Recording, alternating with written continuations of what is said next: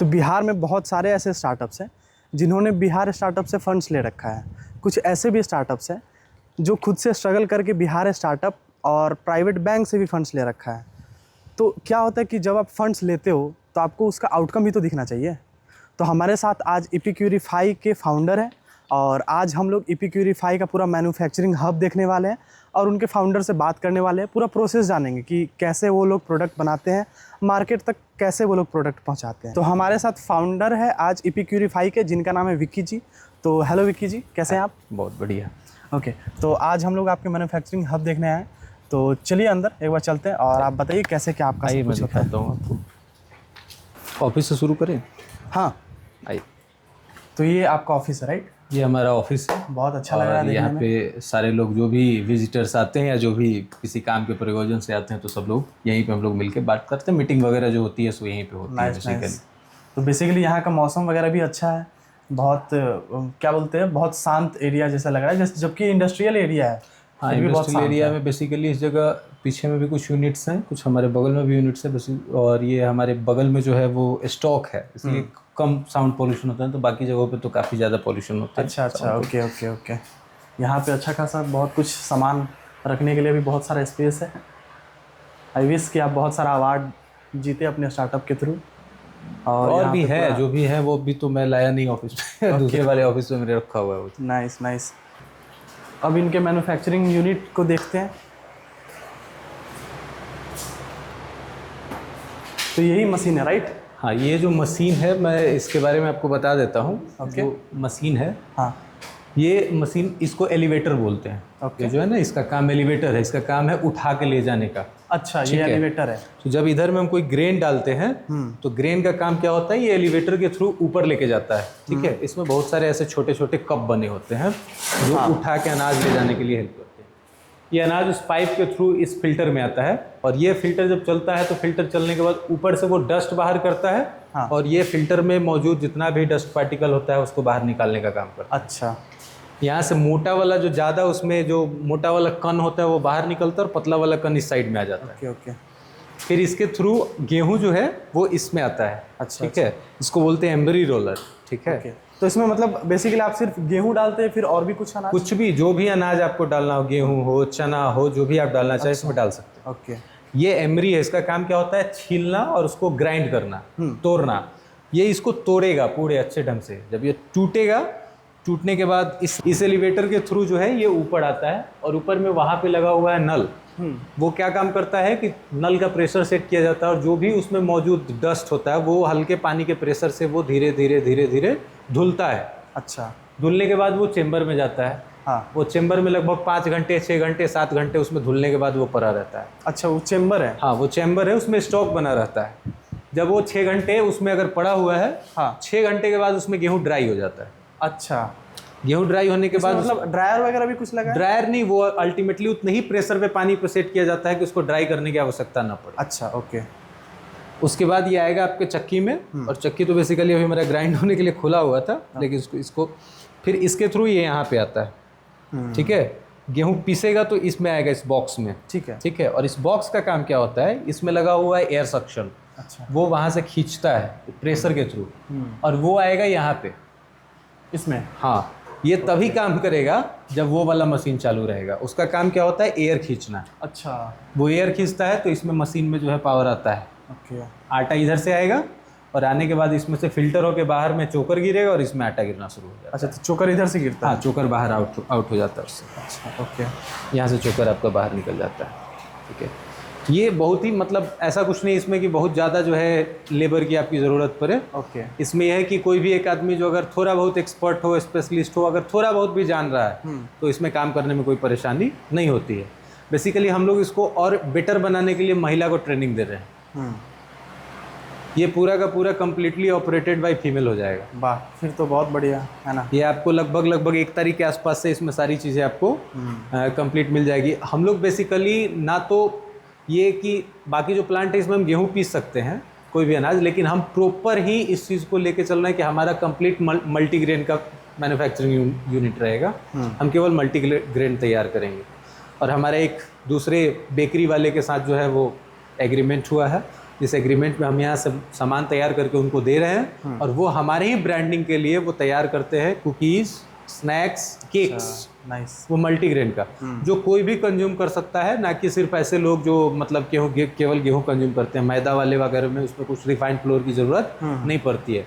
वो हेल्दी भी होता है और बहुत हद तक ऐसा मान के चलिए आप कि उसमें बहुत ज़्यादा कॉस्ट का भी कोई इफेक्ट नहीं पड़ता है। ओके, तो बेसिकली जब यहाँ पर से आटा यहाँ पर आता है हाँ। तो फिर आप इसको यहाँ से पैकिंग करते हो? हाँ, यहाँ से पैकिंग, यहाँ से वो बोरे में पैक होता है, 2 लॉट में पैक होता है, तो छोटे पैकेट में पैक होता है। ओके। और क्योंकि मल्टीग्रेन जो लोग कंज्यूम करते हैं, वो मल्टीग्रेन में सबसे बड़ी चीज़ क्या होती है ना कि हम लोग शादी विवाह में मल्टीग्रेन करके दे रहे हैं।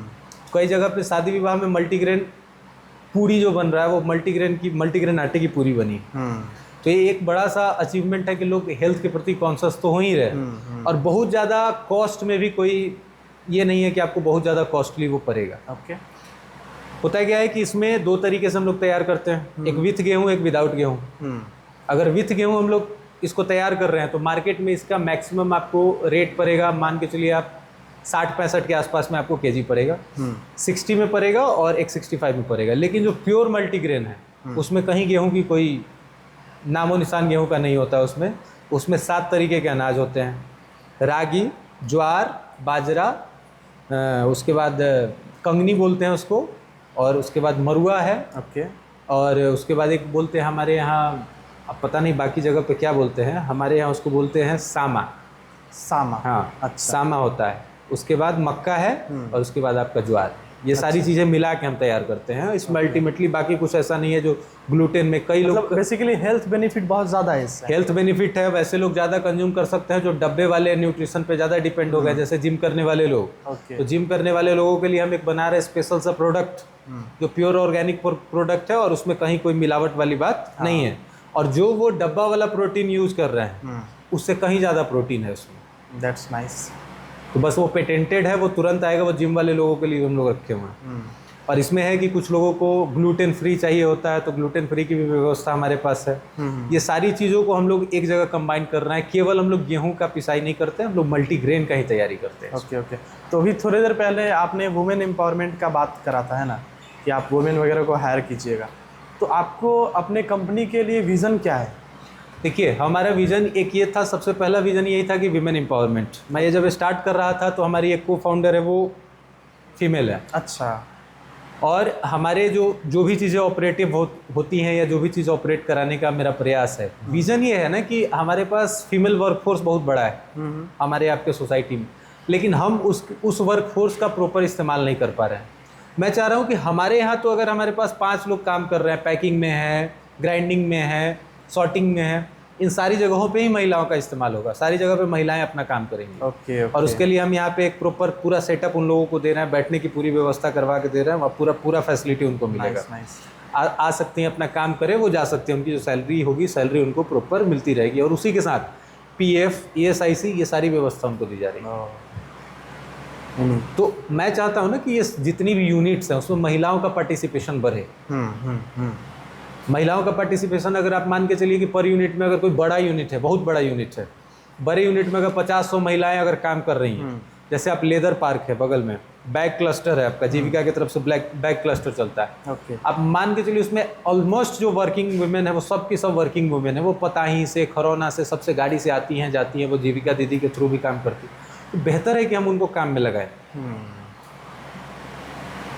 तो ऐसा नहीं कि हमारी पुरुष से दुश्मनी है, ठीक है, लेकिन ये चीज़ है कि हम चाह रहे हैं कि वो महिला वर्कफोर्स का बेहतर इस्तेमाल कर पाए। तो जो आपका जो प्रोडक्ट बनता है, जैसे आपने बोला कुछ बिस्किट वगैरह समथिंग, तो वो यहाँ से जो रॉ मटेरियल कहाँ पर जाता है फिर? रॉ मटेरियल एक तो डायरेक्ट हमारे जो सॉर्टिंग हाउस है वहाँ पे उसको रखा जाता है, क्योंकि यहाँ पे स्पेस कम है, तो वहाँ से आता है और पीस के वहाँ पे चला जाएगा। अच्छा। दूसरा, जो लोग छोटे हैं, जो दुकान वगैरह छोटे दुकान वाले लोग हैं, तो दूर के हैं, वो बता देते हैं कि हमें इतने ऑर्डर की ज़रूरत है, तो हमारे गाड़ी से उनके पास वहाँ पे चला जाता है। हाँ, पहली चीज़।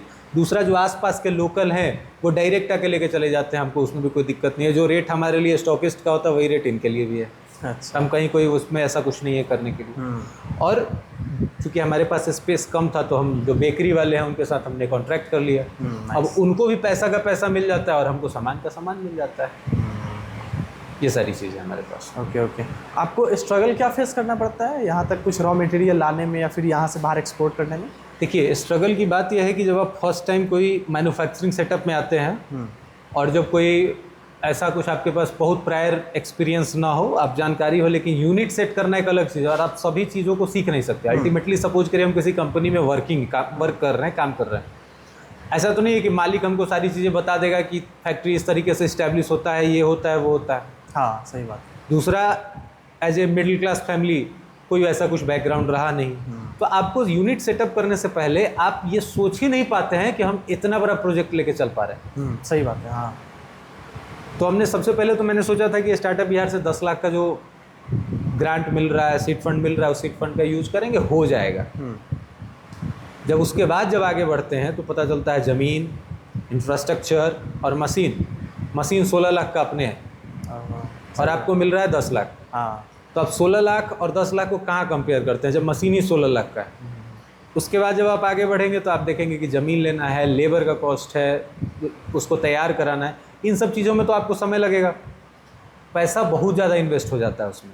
तो आपको जब आप पहुंच रहे हैं तो सबसे बड़ी चीज़ ये है ना कि कोऑपरेटिव लोग अगर थोड़ा सा कोऑपरेट करें, छोटे स्टार्टअप को समझाना शुरू करें, बताना शुरू करें, नो डाउट बहुत अच्छा हमारा बिहार हो सकता है। लेकिन हेल्पिंग नेचर का बनना पड़ेगा, जेलियस नेचर का बनने का कोई मतलब नहीं बनता है। वैसे ही धीरे धीरे प्रॉब्लम फेस करना। आप 10 लाख मिला, फिर पता चला कि 10 लाख में आपका 5-5.5 लाख का ज़मीन अलॉटमेंट कराने में लग गया, 2 लाख रुपए ज़मीन का लीज़ कराने में लग गए, 7 लाख चला गया, लीगल कंप्लायंसेस में अलग पैसे लगते हैं, 10 लाख तो चला गया। फिर आपको आपका रॉ मटेरियल मंगाना है, फिर आपको मैन्युफैक्चरिंग यूनिट के लिए सामान मंगाना है, फिर आपको लेबर को पैसा पेमेंट करना है, ये सारी चीज़ें फिर आपको एक्स्ट्रा करना पड़ेगा और घर से तो आपको मिलेगा नहीं सपोर्ट। तो इस मामले में सबसे पहले बैंक के पास लोग अप्रोच करता है, अब बैंक फिर प्रोजेक्ट देखता है। जो भी वैसे लोग जो स्टार्टअप करना चाहते हैं वो फर्स्ट प्रायोरिटी रखें कि आपके पास ज़मीन जो हो कम से कम 25 साल के लिए लीज़ पे हो, तब आप मैन्युफैक्चरिंग सेक्टर में आइए। और नहीं अगर आप लीज़ करा सकते हैं 25-30 साल के लिए तो मैन्युफैक्चरिंग यूनिट में आने का कोई मतलब नहीं बनता, आप नहीं कर पाएंगे, सर्वाइव ही नहीं कर पाएंगे। तो देखते देखते 2 साल 3 साल आपका बीत जाएगा। ये सारी परेशानी होती है लोगों के बीच में, लेकिन खैर सब कुछ है, आप सीखते सीखते ही सीखेंगे। आज सीख पा रहे हैं, सीखे हैं तो बता पा रहे हैं, कर पा रहे हैं। ठीक है। तो जैसे हम लोग अभी अंदर आ रहे थे तो देखे थे कि पूरा रोड में पानी वगैरह लगा हुआ है, तो थोड़ा बाहर वो भी देख लेते हैं कि क्या कैसे। आइए।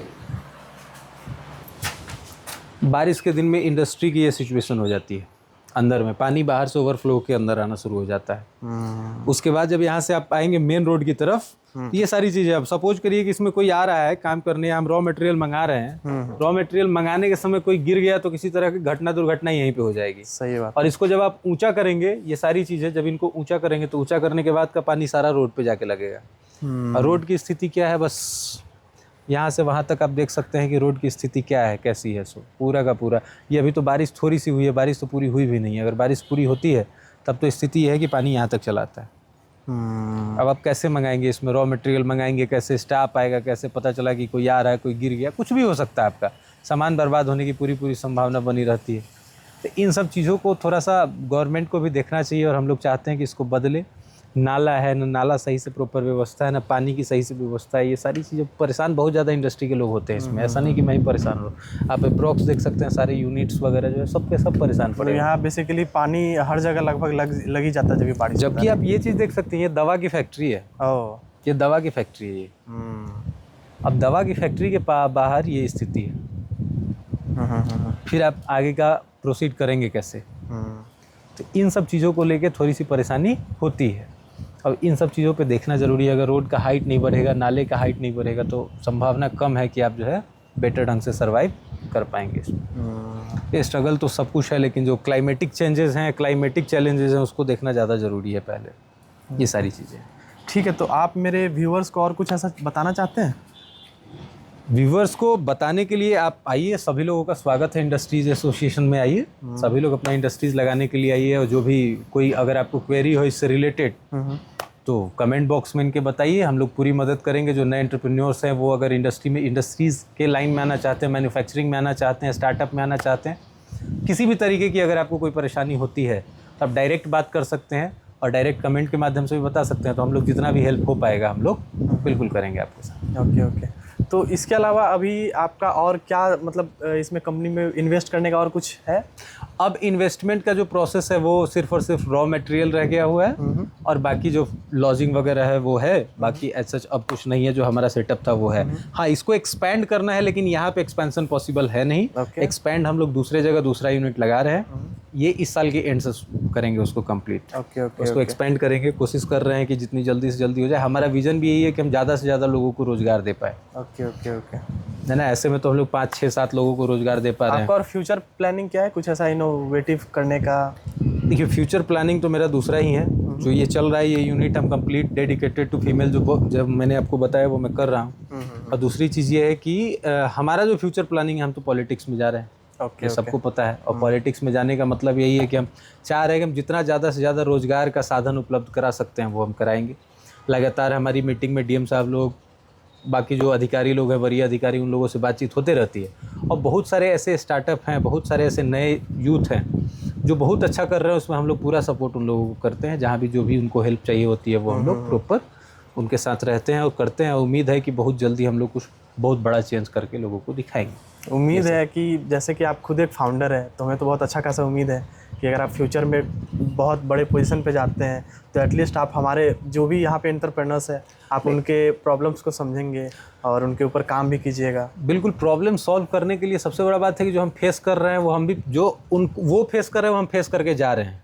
तो अल्टीमेटली हमारा प्रायोरिटी रहेगा कि हम उनको वो चीज़ ना फेस करने दें जो हम फेस करके जा रहे हैं। ये सारी चीज़ें हैं। और लोकल जो भी लोग होते हैं, लोकल रिप्रेजेंटेटिव होते हैं, उनको तो ये सारी चीज़ें देखनी चाहिए। जब तक आप सही ढंग का व्यवस्था नहीं देंगे, आप अपने घर को साफ़ नहीं रखेंगे तो कोई दूसरा आपके घर में आएगा थोड़ी। हाँ, सही बात।